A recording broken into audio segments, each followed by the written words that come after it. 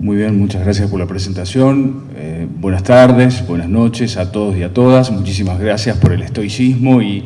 también por la buena onda de escucharme. En primer lugar, me uno sinceramente y desde el corazón al homenaje que se brinda al doctor Jorge Carpizo, trabajador incansable, líder indiscutido y fervoroso forjador de ideas, cuyo deceso nos ha conmocionado a todos. También, por supuesto, me uno al reconocimiento al maestro, profesor doctor Héctor Fix Zamudio, que está familiarmente representado por su hijo, pero cuya impronta, tanto jurídica como humana, nos ha marcado y nos sigue marcando a todos. Quiero agradecer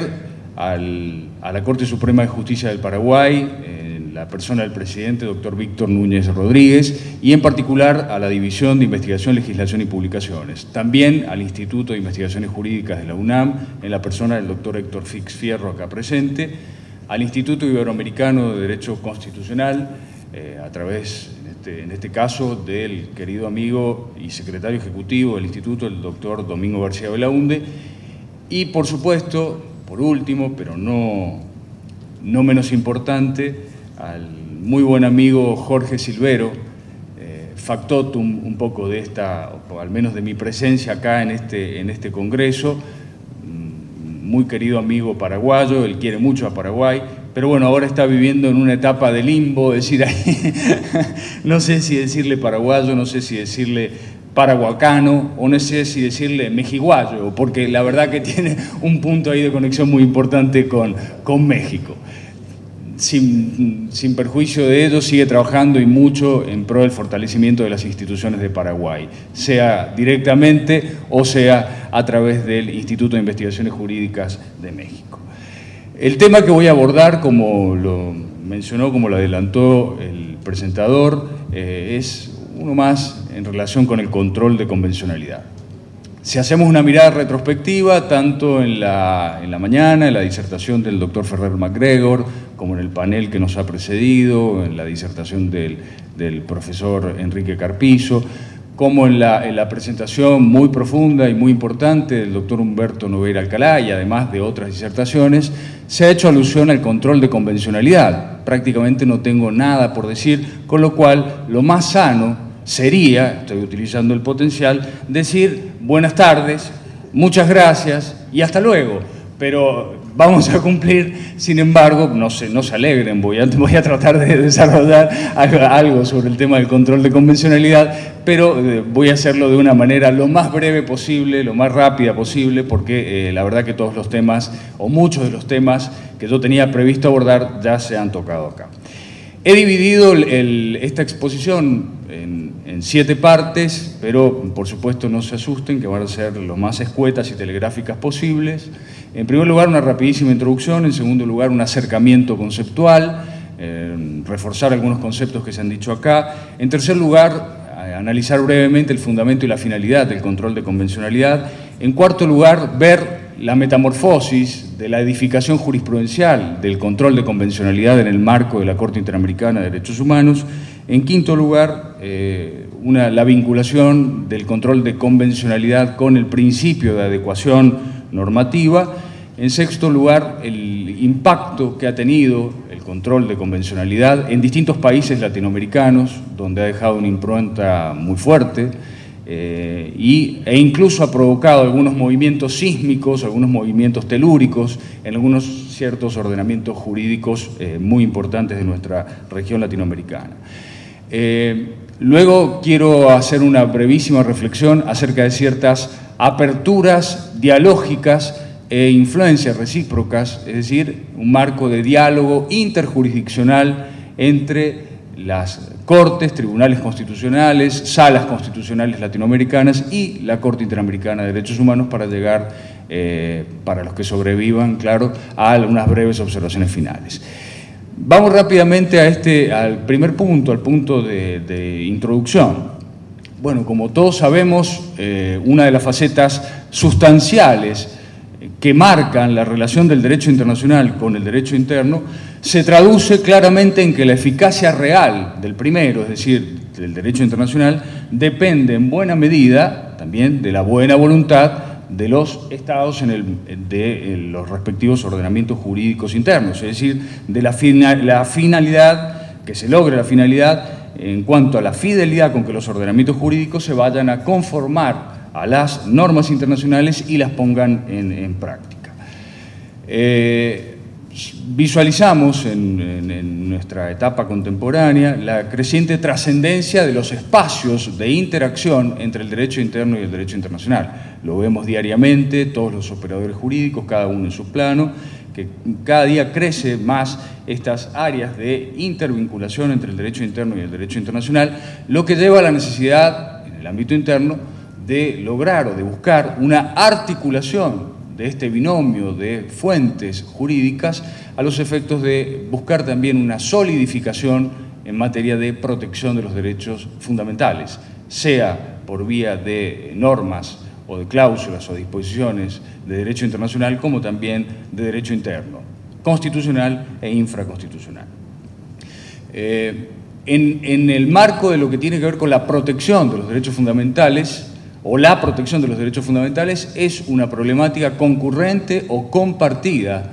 de los derechos internos y, por supuesto, en nuestro caso, del sistema interamericano o del sistema internacional en general. Sin embargo, hay que advertir, algo mencionó el doctor Nogueira, en cuanto a que el sistema interamericano presenta una naturaleza coadyuvante o complementaria de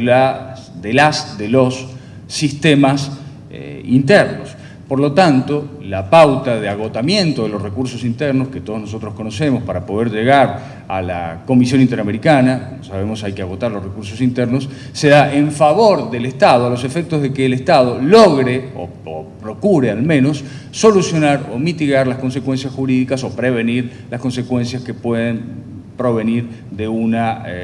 violación en materia de derechos humanos. El punto de partida y el punto de llegada, en definitiva, son los tribunales internos. Por esto es tan importante el rol que cumplen los tribunales constitucionales, las Cortes Supremas, los jueces en general, en el ámbito del Estado de Derecho, del Estado constitucional de Derecho, y fundamentalmente también en lo que tiene que ver con la interrelación con el derecho internacional de los derechos humanos. Básicamente esta interrelación de los tribunales internos con la Corte Interamericana de Derechos Humanos se mueve, como las relaciones de cualquier órgano jurisdiccional interno con un tribunal internacional, se mueve por medio de una lógica compleja, al compás de una lógica compleja. Y una de las facetas, uno de los elementos que tiene esta lógica compleja de interacción, tiene que ver específicamente con el control de convencionalidad del que tanto se ha hablado. Vamos rápidamente al segundo punto, que tiene que ver con este acercamiento conceptual. Ya todos lo sabemos, pero nunca viene mal una reiteración, siquiera breve y básica, de este punto. Cuando hablamos de control de convencionalidad nos referimos a dos facetas, una que se desarrolla en el ámbito internacional y una que se desarrolla en el ámbito interno. La que se desarrolla en el ámbito internacional, como se ha mencionado aquí, no es nueva. De hecho, surge a partir de la primera sentencia donde la Corte Interamericana resuelve un caso contencioso. Es decir, la desarrollada en sede internacional implica que la Corte Interamericana de Derechos Humanos va a realizar un control de convencionalidad para poder determinar si una ley, una práctica, etcétera, de un Estado miembro del Pacto de San José de Costa Rica y que ha admitido la jurisdicción contenciosa de la Corte Interamericana de Derechos Humanos, ha violado, por acción o por omisión, depende del caso de que se trate, alguna norma o bien la interpretación del Pacto de San José de Costa Rica por la Corte Interamericana de Derechos Humanos. Con lo cual, acá no habría ninguna novedad, todos lo sabemos, nada más que no se llamaba o no se bautizaba este tema como control de convencionalidad, pero es la práctica común que realiza en sede internacional la Corte Interamericana de Derechos Humanos. Este es el primer deslinde conceptual. Una segunda faceta de lo que tiene que ver con el control de convencionalidad se despliega, se desarrolla en el ámbito interno, y esta sí es un poco más reciente en cuanto a las líneas que viene marcando respecto a la Corte Interamericana de Derechos Humanos. Es de alguna manera una creación pretoriana de la Corte Interamericana el tema del control de convencionalidad. También, como se dijo aquí, parte básicamente del caso Almonacid Arellano con Chile de septiembre del año 2006, ¿Y en qué consiste? Consiste básicamente en que los jueces, los magistrados en el ámbito interno, y por supuesto ya veremos que también otras autoridades públicas en el marco de un Estado, al momento de dictar una sentencia o al momento de dictar una resolución para dirimir un caso cualquiera, y al momento de aplicar las normativas de derecho interno, deben realizar ese control de convencionalidad. ¿Qué implica qué? Implica cotejar la norma de derecho interno no solamente con la Constitución de su Estado, sino también con el Pacto de San José de Costa Rica y también, digamos, no solo con el articulado del Pacto de San José de Costa Rica, sino también con el modo como el Pacto de San José de Costa Rica ha sido interpretado por justamente su órgano de interpretación final, que es la Corte Interamericana de Derechos Humanos. Es decir, básicamente, ¿en qué consiste? Consiste en una obligación por parte del Poder Judicial y de otras autoridades públicas de realizar esta suerte de test de compatibilidad entre la normativa interna a aplicar en casos concretos con el Pacto de San José de Costa Rica y con los estándares hermenéuticos fijados por la Corte Interamericana de Derechos Humanos. Pasamos rápidamente al punto 3, que tiene que ver con los fundamentos y finalidad del control de convencionalidad, y acá también se ha dicho mucho, por lo tanto voy a ser muy breve.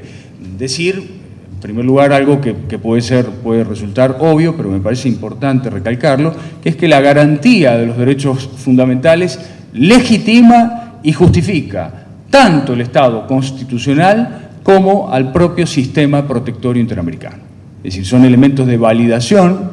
que dan al Estado constitucional y al sistema protectorio internacional su rol y su naturaleza básica, su naturaleza esencial. Cuando hablamos de control de convencionalidad, tenemos que recordar que las autoridades concernidas, es decir, las autoridades competentes para llevar adelante este control de convencionalidad, deben velar, en definitiva, porque los efectos de las disposiciones del Pacto de Costa Rica y del resto de la normativa del corpus juris básico en materia de derechos humanos no se vean mermados, no se vean disminuidos en cuanto a su aplicación operativa por prácticas o por omisiones que sean contrarias al objeto y al fin del Pacto de San José de Costa Rica y del resto del corpus juris básico. Esto es un elemento esencial del derecho internacional. Cuando nosotros en derecho internacional hablamos de las reservas que un Estado puede plantear ante un tratado internacional, decimos que esa reserva no debe nunca afectar el objeto y el fin del tratado, del instrumento jurídico del que se trate. En el ámbito del control de convencionalidad exactamente lo mismo, es decir, los jueces, los magistrados, las autoridades públicas locales tienen que tratar de prevenir que el efecto, que el objeto y el fin del Pacto de San José de Costa Rica, por citar un caso dentro del corpus juris básico en materia de derechos humanos, no se vean disminuidos o mermados por prácticas o por omisiones por parte de los estados dentro de los ordenamientos jurídicos internos. También quiero remarcar dentro de estos fundamentos y de la finalidad del control de convencionalidad la importancia de que la dimensión objetiva de las sentencias de la Corte Interamericana tenga eco, es decir, sea receptada en los órganos nacionales competentes al efecto. Es decir, que acá, básicamente, en el cuadro de lo que tiene que ver con las sentencias interamericanas, hay una dimensión objetiva que debe ser necesariamente respetada por los órganos internos. También hay que hacer foco en cuanto al impacto jurisdiccional que esos fallos proyectan con carácter general en el contexto interno. Por supuesto, acá entran a jugar una serie de factores muy importantes como son, por ejemplo, y esto sí los atañe a todos ustedes que están vinculados con la justicia, tiene que ver con la propia formación del juez, la propia formación de los ordenamientos, de los operadores jurídicos y, por supuesto, un elemento absolutamente fundamental que es la voluntad política de los estados. Y acá hay que dejar de ser hipócritas, o al menos intentar evitar un fundamento o un mensaje demagógico e hipócrita. Hay muchos estados que suscriben tratados internacionales y que luego no los cumplen. Y acá el punto es, como se ha mencionado, que firmar, aprobar, ratificar un tratado internacional es una cuestión de suma importancia institucional y que trae un conjunto de efectos que son absolutamente fundamentales. Y trae también, por supuesto, la aplicación de principios básicos en materia de derecho internacional, como son el principio pacta sunt servanda, el principio de interpretación de buena fe y el principio de que no se puede alegar una norma de derecho interno y yo agrego una omisión legislativa de derecho interno para dejar de cumplir una obligación en el marco internacional. Por esto es muy importante y por esto también he postulado desde hace mucho tiempo la necesidad de que exista un control previo y obligatorio de los futuros tratados internacionales. Es decir, que un Estado, cuando se va a comprometer internacionalmente, sea necesariamente evaluado el texto del tratado por la jurisdicción constitucional, naturalmente en los Estados que tengan, que se los permita su propio sistema de control de constitucionalidad, pues una vez incorporado al ordenamiento jurídico interno comienza a producir efectos jurídicos y con posterioridad no podría ser declarado inconstitucional porque esto implicaría necesariamente violar todas estas pautas y principios generales del derecho internacional que acabo de mencionar. Obviamente quedarían, por supuesto, las alternativas que ofrece el derecho internacional para desembarazarse de las obligaciones urgentes del pacto, que por supuesto sería, por ejemplo, la denuncia del instrumento internacional, por supuesto, quedando todavía pegados de alguna manera a la obligatoriedad de ese tratado internacional por el lapso que el tratado internacional establezca, como lo hace, por ejemplo, el Pacto de San José de Costa Rica, que en virtud de ello se frustraron ciertas iniciativas como la peruana, etcétera, y que de alguna manera también hoy están siendo reconsideradas y reelaboradas a partir de la declaración de voluntad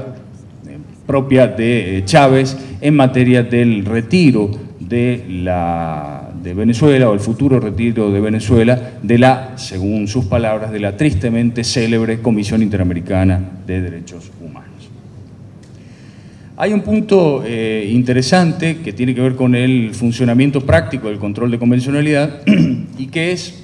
detenerse un par de minutos en la lógica de su funcionamiento. ¿Cómo funciona el control de convencionalidad? ¿O cómo debería funcionar el control de convencionalidad? Pues bien, la Corte Interamericana de Derechos Humanos fija un criterio determinado por medio de una sentencia, un criterio interpretativo.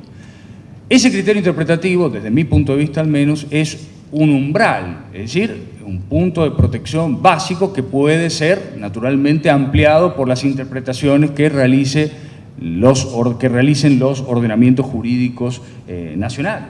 Es un punto básico, es un umbral mínimo. Y luego de fijado ese umbral, por medio del control de convencionalidad, los órganos jurisdiccionales locales lo aplican a un conjunto de casos concretos que se les presenten. Con esto se aligera prospectivamente la sobrecarga de trabajo o de eventual sobrecarga de trabajo que tiene la Corte Interamericana de Derechos Humanos. Básicamente, si ha sentado un estándar, la idea es que ese estándar interpretativo sea aplicado a los casos concretos para evitar que esos casos sean futuras denuncias ante la Comisión Interamericana y luego eventuales también casos presentados ante la Corte Interamericana de Derechos Humanos. Es decir, que más allá del fundamento jurídico hay una lógica de funcionamiento que es totalmente tangible y pragmática, que tiene que ver con la economía procesal y también con abreviar el lapso de duración de los procesos cuando está en juego justamente ni más ni menos que la protección o la eventual violación de un derecho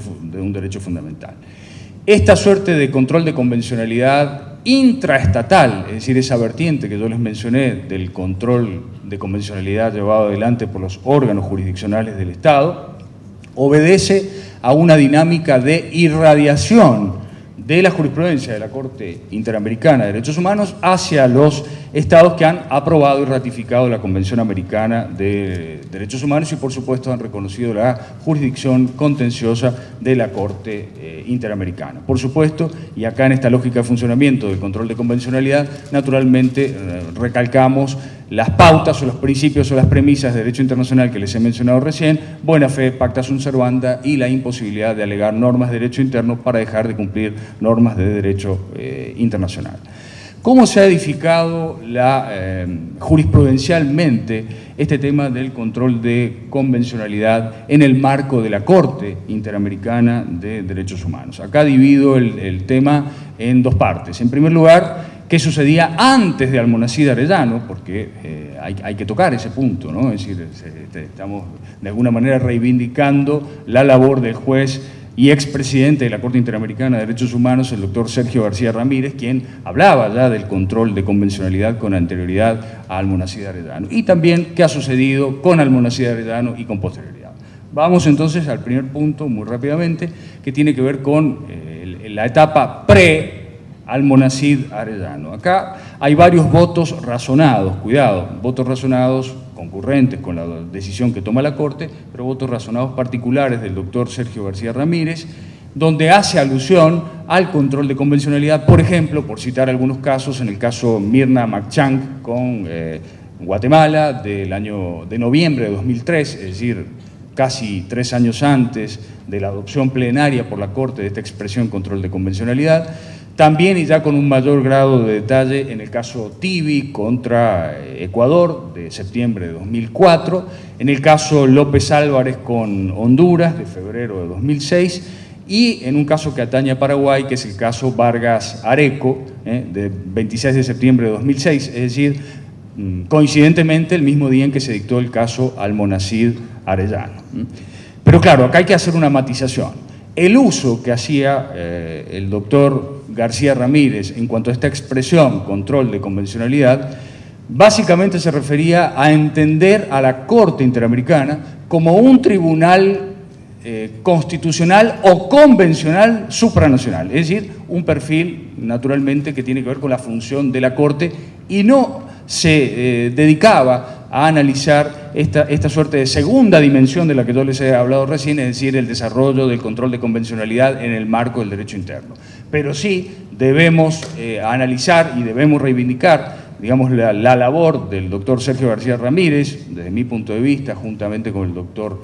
Fixamudio, con el doctor Cansado Trindade y otros jueces, han sido los más importantes, desde mi punto de vista, en la historia institucional de la Corte Interamericana de Derechos Humanos.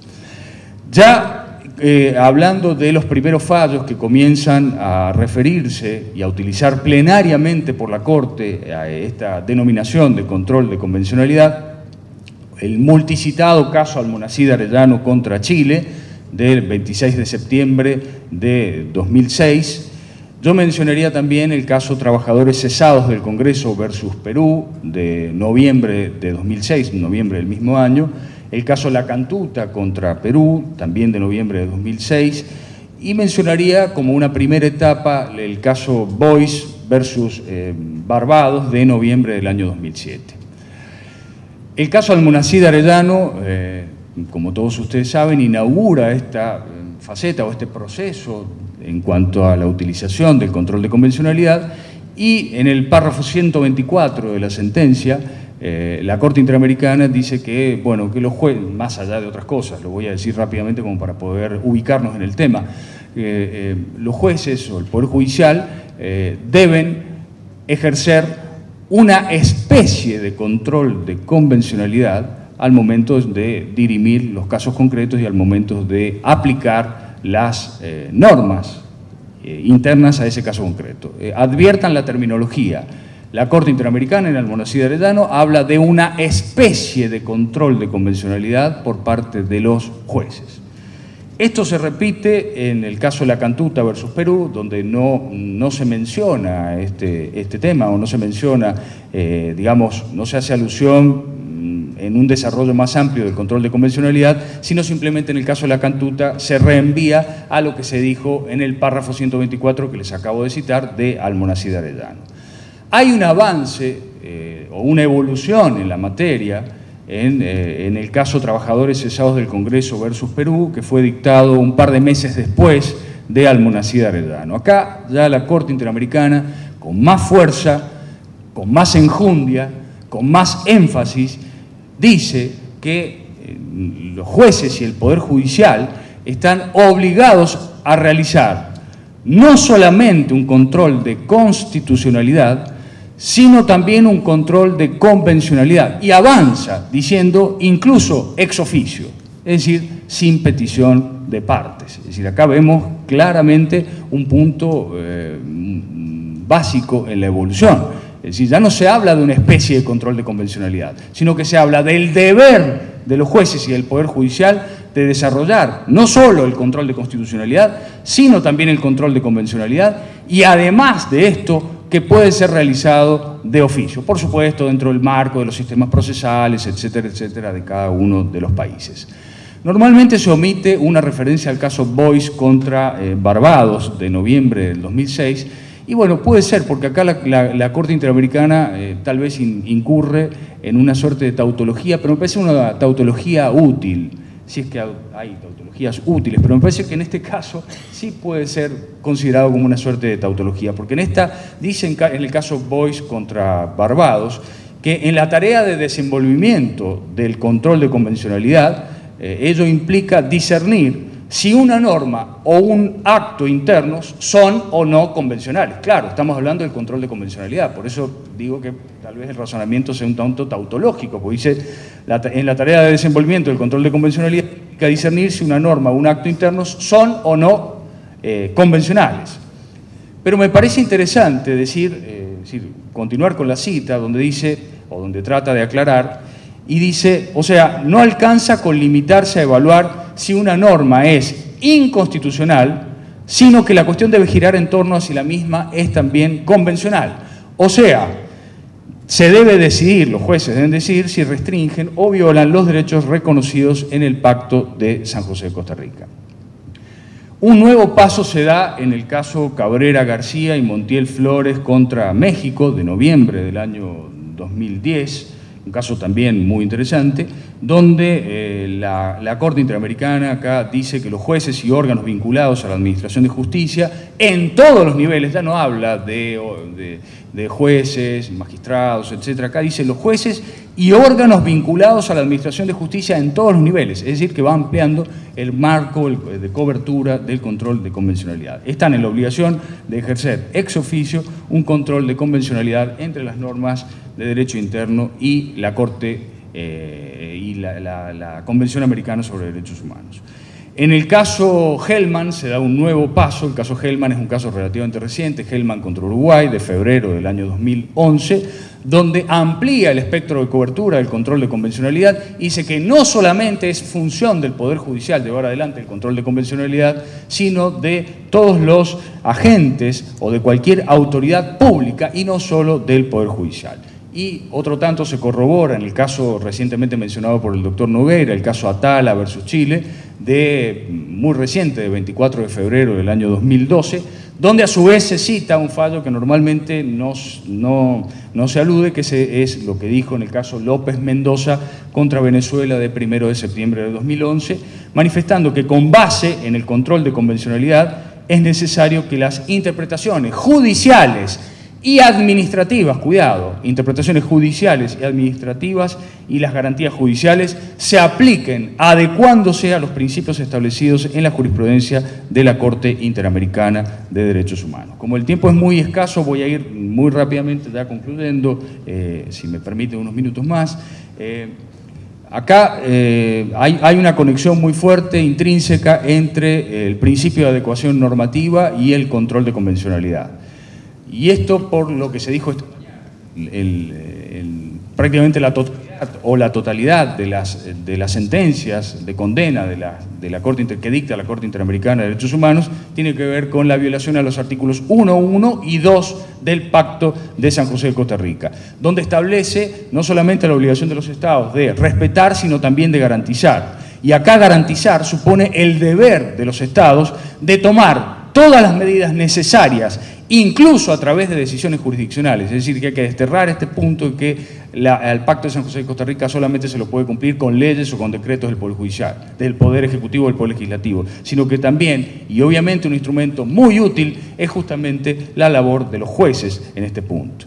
Y esta adecuación puede tener dos vertientes, dos variantes, dos dimensiones. Una es suprimir las normas o prácticas que sean contrarias al Pacto de San José de Costa Rica y en otra dimensión expedir normas, es decir, conductas positivas para desarrollar prácticas que sean consistentes con el Pacto de San José de Costa Rica. En definitiva, como síntesis, las medidas de derecho interno han de ser siempre, han de respetar el efecto útil, es decir, el efecto útil del Pacto de San José de Costa Rica. Porque si no estaríamos por vía de una interpretación judicial o administrativa enervando o esterilizando no solamente el texto, sino también el espíritu de la Convención Americana de los Derechos Humanos. El control de convencionalidad ha tenido un impacto muy fuerte en distintos países. Por ejemplo, Argentina ha sido uno de los países pioneros en materia de la recepción del control de convencionalidad a través de dos sentencias, una del año 2007, muy próxima al Monacid Arellano, donde admite y recoge este párrafo 124 de la sentencia de Almonacid Arellano, y luego, en un fallo ya más reciente, en el caso Videla, del año 2010, realiza un análisis donde trae a colación la jurisprudencia de trabajadores cesados del Congreso y dice que los jueces tienen la obligación de llevar adelante el control de convencionalidad, incluso ex oficio, además del control de constitucionalidad. No me voy a detener en el caso de México, donde ahí sí se produjo un verdadero movimiento sísmico a partir de, digamos, de una sentencia muy importante de condena, que es el caso Radilla-Pacheco, que llevó naturalmente a todo un movimiento en el seno de la Corte Suprema o la Suprema Corte de Justicia en el caso mexicano, y también a una reforma constitucional producida en junio del año 2011, donde se modifica, sin tocar el artículo 133 directamente de la Constitución mexicana, se modifica el artículo primero y se lo adecua, se lo adapta al lenguaje y al texto y al espíritu del Pacto de San José de Costa Rica. Un artículo muy importante, y también se introduce básicamente explícitamente el tema del control de convencionalidad difuso, y para eso yo les recomiendo que lean el voto del doctor Eduardo Ferrer MacGregor, que nos acompaña acá en el auditorio, en este caso Cabrera García. No tengo tiempo de desarrollar la cuestión del diálogo interjurisdiccional, pero sí me parece un solo minuto para decir que las relaciones de la Corte Interamericana con los tribunales constitucionales, cortes constitucionales o salas constitucionales dentro de la Corte de Justicia no puede seguir siendo entendido desde una lógica unidireccional, desde la Corte Interamericana por vía de imposición a los órganos jurisdiccionales locales. Tenemos que pensar o tenemos que repensar este tipo de aperturas para buscar justamente influencias recíprocas, aperturas dialógicas, es decir, que los órganos jurisdiccionales internos adapten y adopten los estándares de la Corte Interamericana de Derechos Humanos y los sigan, porque eso es parte del principio de buena fe de las relaciones internacionales, pero que también la Corte Interamericana recepte de alguna manera las enseñanzas que pueden surgir de los órganos de cúspide, de los órganos máximos de los tribunales o cortes constitucionales de los países de Latinoamérica. Ya ha comenzado con algunas pautas de deferencia. Por ejemplo, en algunas sentencias la Corte Interamericana ya cita la jurisprudencia o cita, digamos, laudatoriamente algunos tribunales o cortes, como por ejemplo, no sé, la Corte Suprema de Justicia de Argentina, la Corte Constitucional colombiana, la Sala Cuarta de la Suprema Corte de Justicia de Costa Rica, el Tribunal Constitucional peruano, etcétera, etcétera, ¿no? Es decir, va citando de alguna manera. Otro acto de deferencia me parece esta toma de audiencias extraordinarias itinerantes que realiza la Corte Interamericana en diversos países de nuestro arco latinoamericano, lo que permite a los ciudadanos de un país X tangibilizar y humanizar a la Corte. La Corte existe, no es algo que está encapsulado y que está insularizado en Costa Rica. Existe, tiene audiencias, podemos asistir a seminarios, etcétera. Pero esto, a su vez, tiene un efecto reflejo en favor de la Corte Interamericana que le permite situarse en un país determinado, conocer la realidad, la cultura, la idiosincrasia, el momento político que está viviendo un Estado, y le permite tener elementos de juicio mucho más fuertes y más importantes para poder dictar sentencias en casos en los que esos Estados estén involucrados. Hay otro punto muy importante que no voy a tocar porque no tengo tiempo, que es pensar o repensar el margen de apreciación nacional como acto de deferencia de la Corte Interamericana hacia los Estados del sistema interamericano. Punto que se aplica con mucha asiduidad, con mucha frecuencia en el ámbito del Tribunal Europeo de Derechos Humanos, pero que no ha permeado demasiado en el ámbito latinoamericano, en el ámbito del sistema interamericano, salvo en alguna opinión consultiva, la opinión consultiva número 4. Y finalmente, para concluir, decir simplemente que tanto los instrumentos internacionales sobre derechos humanos como la Constitución de cada uno de nuestros estados están orientadas hacia un mismo sustrato axiológico y jurídico, que tiene que ver con la protección de los derechos fundamentales. Por otro lado, también me parece muy importante mencionar aquí que nos convoca un valor fundante, sea que la protección venga de parte de los órganos internos, o sea que la protección venga de la Corte Interamericana, cuando hablamos de control de constitucionalidad, cuando hablamos de control de convencionalidad. A todos nosotros como juristas nos une un elemento aglutinante, un elemento fundamental, un valor fundante en el ámbito del sistema interamericano y también en el marco del Estado constitucional de derecho, que es la dignidad de la persona humana, porque los derechos fundamentales no son ni más ni menos que expresión directa de esa dignidad de la persona humana, y estamos todos, absolutamente todos, vinculados y obligados de una u otra manera a protegerla y a respetarla. Muchas gracias.